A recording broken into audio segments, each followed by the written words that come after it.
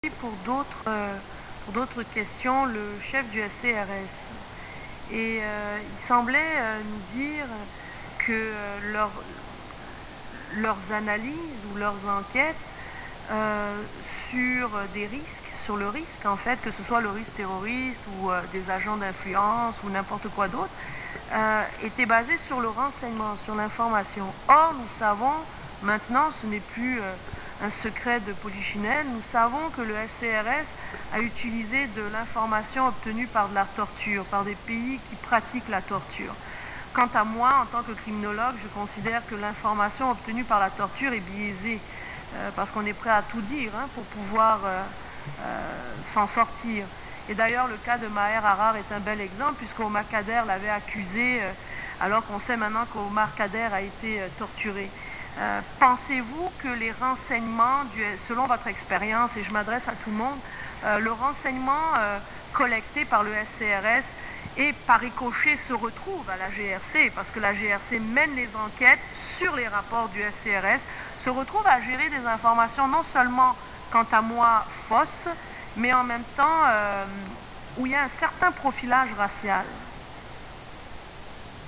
Whether that evidence could end up. Demander si ces éléments de preuve pourraient figurer dans ces procédures.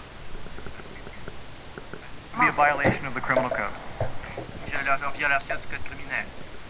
Aucun élément de preuve résultant de la torture ne peut être utilisé dans des procédures et c'est selon les lois du Canada, du Parlement.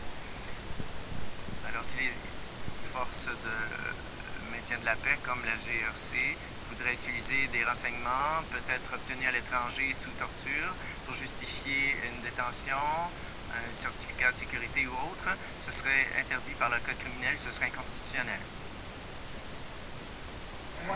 Madame Mourani, est-ce que je peux me permettre de répondre oui, bien sûr. à votre question un peu? Il y a aussi M. Café. Écoutez, dans un contexte d'utilisation des dispositions antiterroristes, je mets en doute la capacité de l'avocat, de la personne concernée, de démontrer que les informations qui ont originé, qui soutiennent le caractère imminent, prétendu imminent d'une attaque terroriste, viennent de la torture. La personne ne sera pas en mesure de faire cette preuve-là. L'enquête Arar a duré des mois pour démontrer ça à tout le public. On s'est battu et plusieurs avocats se sont battus contre le principe de sécurité nationale. Dans le cas des deux dispositions concernées, il va y avoir aussi le couvert de la sécurité nationale. C'est à ne pas oublier. M. Forsesi parle d'enquête publique. Effectivement, il y a une portion qui va être publique dans l'investigation ou dans l'engagement sous condition. Mais une portion risque d'être secrète parce qu'à partir du moment où on touche à des enquêtes ou à des informations qui viennent de l'extérieur, comme vous dites, comme dans l'enquête Arar, comme des informations d'Omar Kader et tout ça, on va faire face à la sécurité nationale. Alors, je mets au défi l'avocat et je lui dis bonne chance pour se battre, pour démontrer que ces informations-là ont été obtenues par la torture. Mais effectivement, il y a un risque élevé que ces informations-là proviennent de la torture.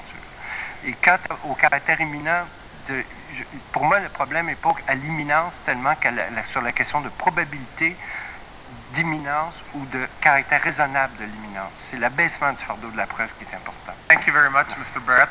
We'll now